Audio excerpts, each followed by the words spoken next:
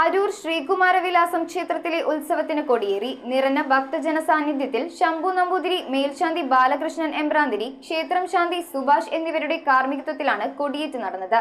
ഉത്സവം ജനുവരി 26-ന് സമാപിക്കും.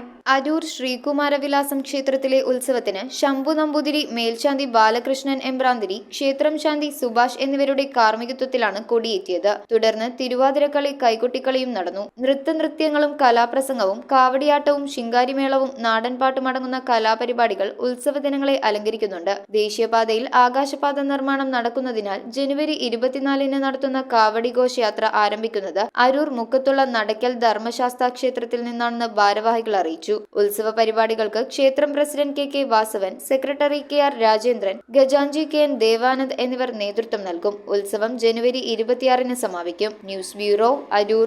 മാസ് ഡിമാർട്ട് എരമലൂരിൽ എല്ലാത്തരം ഗൃഹോപകരണങ്ങൾക്കും അതിശയിപ്പിക്കുന്ന വിലക്കിഴിവ്. വേഗമാകട്ടെ, ഈ ഓഫർ ചുരുങ്ങിയ നാളുകൾ മാത്രം.